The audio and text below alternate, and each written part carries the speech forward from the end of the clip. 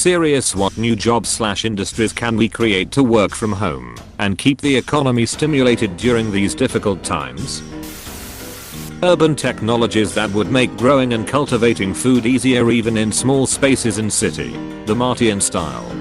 This has a lot of promise. Hydroponic gardening in old industrial buildings has been pioneered for a couple of decades now. The equipment doesn't have to be hugely expensive. We could definitely expand this industry a lot. Fresh local vegetables in every neighborhood. No need to fly them in from Mexico or Chile or California.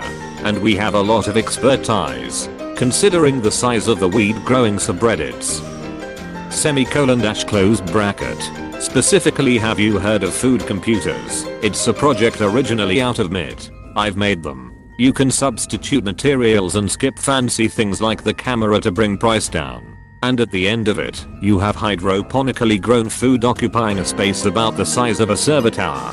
For those of us with more tech skills and gardening skills, and no space for traditional growing, it's an option to consider. I think there's opportunities for people to tutor people's kids remotely. Since the schools are shut, kids can learn remotely, but are missing that person who can help when they get stuck. I think. Someone correct me if I'm wrong. There's an opportunity for someone that can make a company that finds knowledgeable people, vets them and makes them available for students when needed. Now, not all parents will be able to afford this, but I think many would consider this worth it, especially if they themselves are working from home and it stops the kids distracting them for help. So this actually is my job.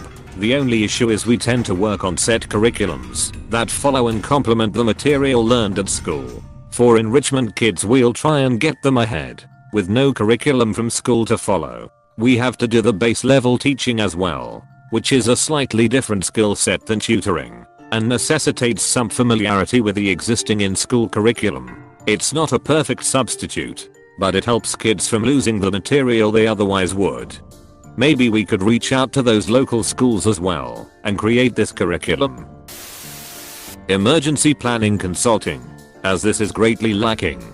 Alright, this one is yours. Go ahead and make this happen, and I'll try and send clients your way. Fortunately, my job is still pretty safe. I'm not an essential worker, but it's possible that I will be aiding them to some extent.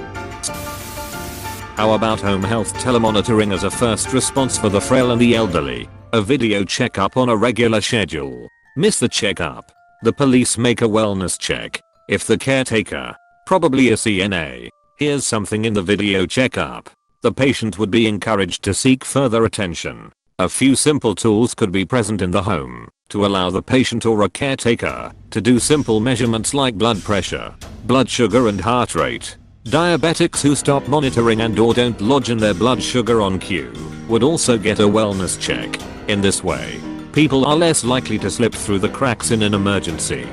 This is a good idea, but medical compliance is not an easy thing to ingrain into people's brain. I've literally told people, you will die if you don't do this, and they still shrug it off. Police would be overwhelmed with wellness checks if mandatory monitoring, for lack of better name, became a thing. They in turn would pass the buck off to EMS, an already overwhelmed industry, and just create more backup in hospitals. When granny decides a trip to the hospital would be nice even though not warranted. EMS can't say no. Telemedicine would be a much better option for those that want it. Sending an EMT/paramedic with an iPad to PTS homes to FaceTime an RN, NP, or MD could potentially get wonderful results. You keep people healthy and checked on, but also out of hospitals. I'd imagine death isn't the strongest motivator for some of the elderly. Gov should allow digital notary/authentication services. Attorney here, and absolutely no reason legal services can't be digital. There are privacy, disclosure, and privilege risks, whether live or digital. Let's stop wasting trees and sprawling office space for egos. I have a feeling, if the EarnIt bill goes through, this would no longer be the case, making live copies more secure. Removed, removed, removed. Going to need a lot more therapists, counselors and mental health workers. I work in mental health, And I can tell you that transportation is a huge problem for a lot of people getting to their therapy appointments already. So online services could seriously expand the services to people who may otherwise not use them. My friend's therapist is Skyping with her clients, but she's worried about security and privacy. I know basically nothing about it. I'm an economics and compliance person, so totally outside my field. Some kind of outreach to get people equipment and make sure there's VPN or something maybe. I was thinking of one. Perhaps something that shows you which grocery stores currently have a low high load of traffic / customers. This way we can avoid each other. Spread out our shopping to other stores. Not sure if Google has an API to allow for use of total cell phone traffic in an area. Question mark? Google does actually do this where I live, UK, North. You can search for a business and it will show you a graph of how busy it usually gets at various times of the day. Then compares that to how busy it actually is at that point. It's really useful. I hate busy places and have managed to avoid unexpected rushes a few times in the past. It's the same here in the Florida South, though.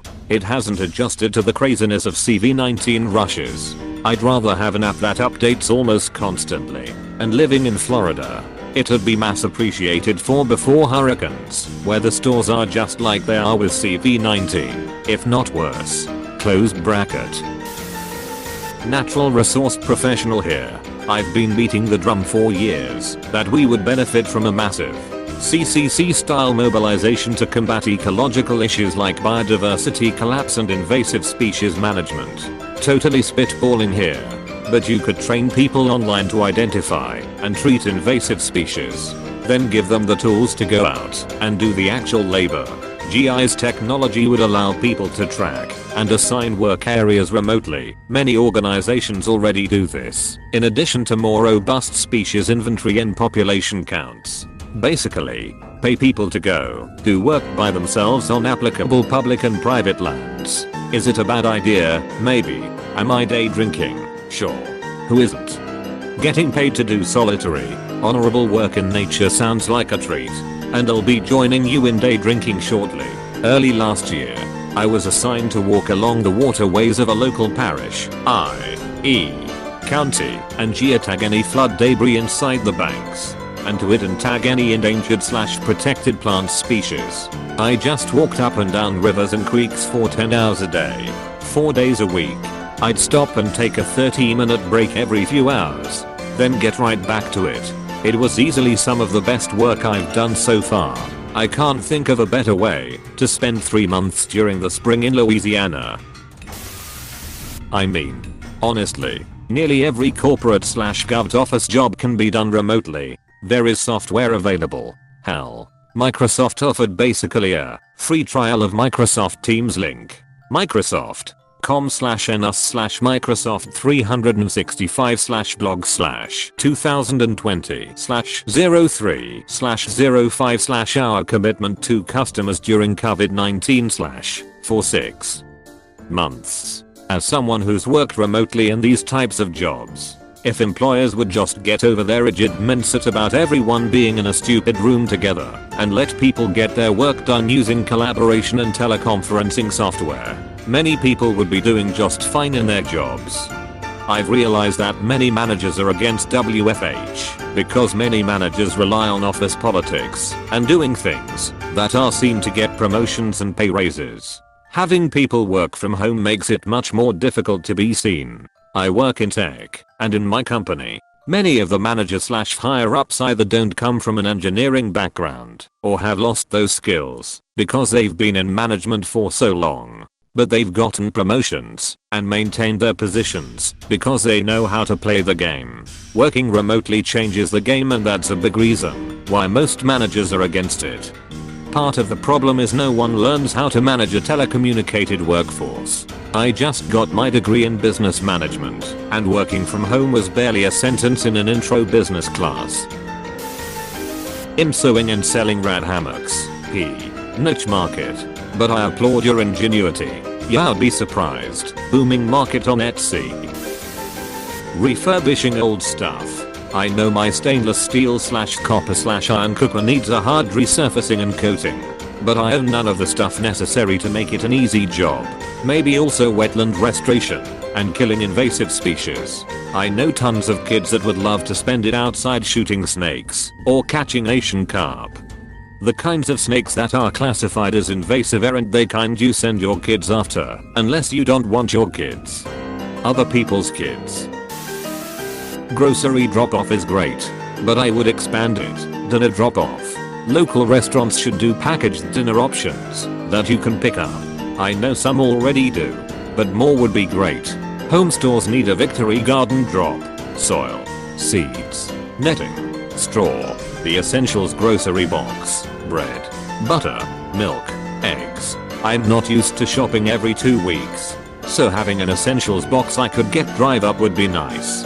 Neighborhood library cases. I would love to share books and puzzles with my neighbors, but don't really want to wait around for them. It would be great if there was a waterproof library nook we could put in the cul-de-sac island. Hey, thanks for watching, and don't forget to subscribe.